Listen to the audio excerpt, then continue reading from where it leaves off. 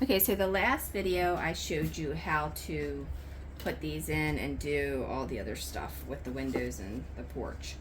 So one thing I want to say, when you put these in, you want to make sure you're on the side of that, but also I like to get as close as I can to that and make sure you paint or do whatever you're doing with that first. Because if you're close to that, then you get bigger space over here, and you can use this as 1 room, 2 room, and 3 room. And I kind of like it that way. So that's how that is going to go. And as far as the shutters, they're super easy too.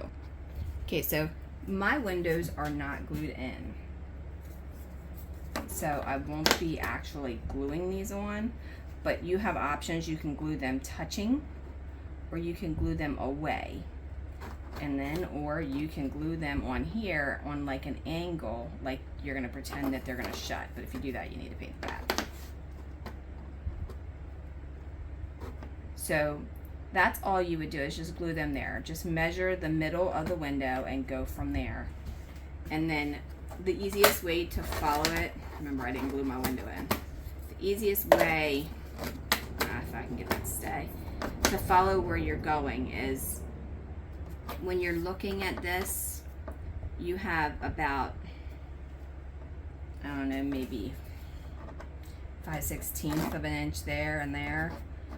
Kind of go in between that, and then when you find your middle, look at that and measure there, and then just take a line or take a square and go all the way across and mark where you're going to have it. That way you don't mess it up with having kind of like wonky. You don't want that. But I would use wood glue to put these on, not crazy glue, because you want to get that wood glue to absorb into here. Once you have these on, you can't take them off because it messes up this texture of the siding. Like I sanded the other one and redid that when I did the makeover, and it pulls this MDF apart when you pull them off. So make sure you have them where you want them. But like I said, you can go close or you can go far. It's up to you. But that's all you gotta do. And that pretty much concludes this dollhouse. I can't think of anything else that I missed other than the middle walls, which you put them up exactly the same way, and you the dividers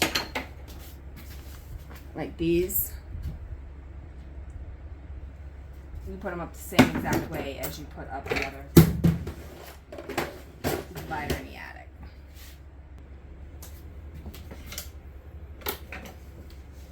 Okay, so you have 2 dividers.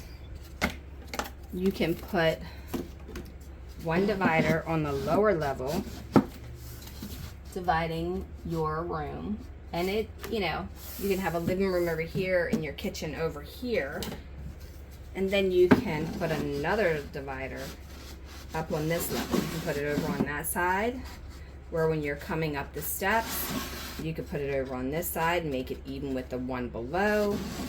You know, you can put it all the way over as far as you want, like closest to this window, just leave room for the frame, and have just like a little entryway and have a huge room here.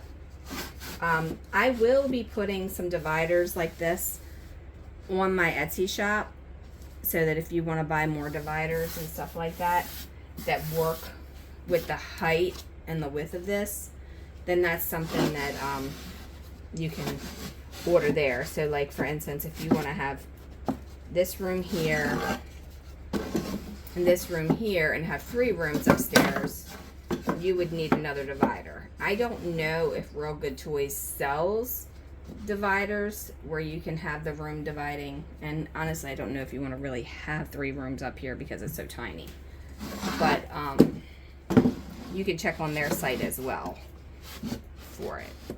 But when you're putting them in, make sure that it's square, because like let's just say I put it like that, you can see this is square at the bottom, and then how that is like that, and then it goes there with that big gap and no gap. That's how you tell if it's square, just like that.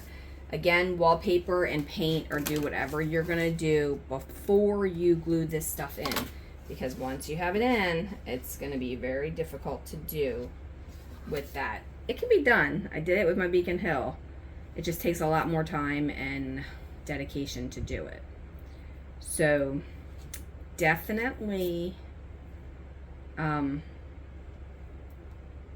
paint and all before, or at least I would. The one thing I did not do, and I didn't think about it, is the gingerbread. And the gingerbread just glues directly on the top. So that's a pretty simple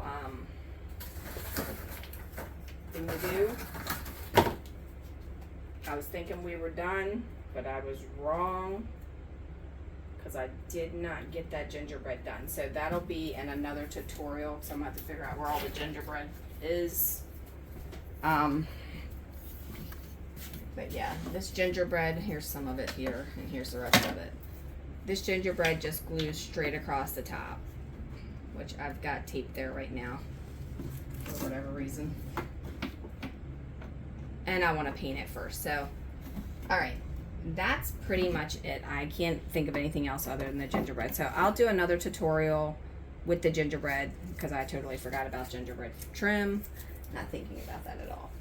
But other than that, if you have any questions, suggestions, or comments, leave them below. And if I missed anything, because you know I started this dollhouse a couple years ago with my dad, and he passed away, so you know this was something I put aside and just didn't even mess with for a very, very long time. So I'm not totally into what this looked like on a box and all of that. So I'm just kind of going by the directions and memory, which is kind of a long time ago, so it's hard to exactly remember everything. So definitely leave a suggestion or whatever below if I missed anything besides that with this. And if you want to see more videos, like and subscribe. Thanks a lot. Have a wonderful, wonderful day. Take care.